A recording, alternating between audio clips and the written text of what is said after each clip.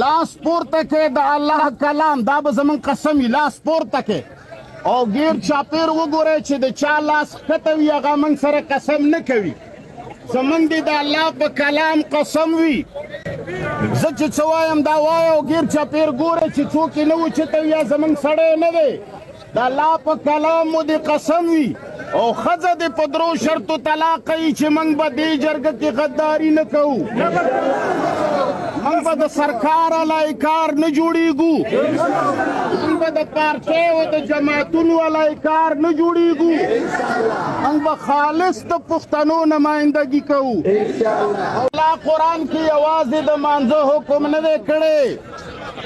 الله یوازې دا نه دی ویلي چې ولا تقربوا الزنا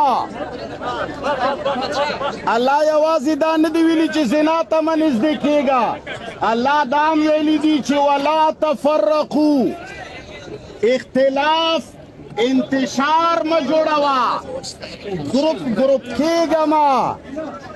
ځان ته د کپرې خولې مو بند شه اوس خو غلي شئ که نه هر سړی په خپل ځای غلی شي بل ته غلی مه وایې الله لکه څنګه چې د زنا نه منع کړې ده داسې الله تعالی د تفرقې د شور شرابې او د بدنظمۍ نه منع کړې ده نن د پښتنو د زړونو نه وینې څاڅي ډېر خلک په دې جذبه راغلي دي چې مسلمانان پښتانه بېګناه شهیدان دي او خواخوږي ورسره ظاهروي دا خلک چا زړه نه وینې بهیږي او د چا سترګو نه وینې بهیږي چې کم سړی شور کوي غوغا کوي نو پوهېږه چې د ده د زړه نه وینې نه څاڅي دی خفه نه دی دی د بل څه مقصد دپاره راغلی دی چې موږ په یو آواز کېناستل پاڅېدل نشو کولی موږ به په یو آواز اتحاد څه وکړو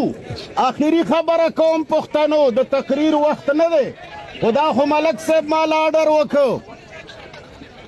آخري خبره کوم چې قومه موږ د پښتنو جرګې ته راغونډ یو جرګې ته په اسلام کې عربی کې شورا وایي شورا او جرګه دا په اسلام او په پښتو کې چرته هم نه ده منع دا به انشاءالله کوو او ښه پر زور او پر جوش به یې کوو به یې که نه به یې کوو بله خبره لاس پورته کې د الله کلام دا به زمون قسم وي لاس پورته کې او غیر چاپیر وګورئ چې د چا لاس ښکته وي هغه موږ سره قسم نه کوي زمونږ دې د الله په کلام قسم وي زه چې څه وایم دا وایه او غیر چاپیر ګورئ چې څوک یې نه اوچته وي یا زمونږ سړی نه دی د الله په کلام مو دې قسم وي او ښځه دې په درو شرطو طلاق کوي چې موږ به دې جرګه کې غداري نه کوو موږ به د سرکار علی کار نه جوړېږو موږ به د پارټیو د جماعتونو علی کار نه جوړېږو موږ به خالص د پښتنو نمایندګي کوو او چې څوک راته ووایي چې غلی شه غلي کېږو به چې څوک وایي چې کېنه کینو به چې څوک وایي چې پاسه پاسو به دا څومره ملګري چې شاته لاړ شئ صفونه برابر کې جنازه کوو په خولې به خبرې نه کوئ په خولې به بالکل خبرې نه کوئ داسې کار صفونه جوړ کړه مفتي صاحب صفونه برابر کې صفونه جوړ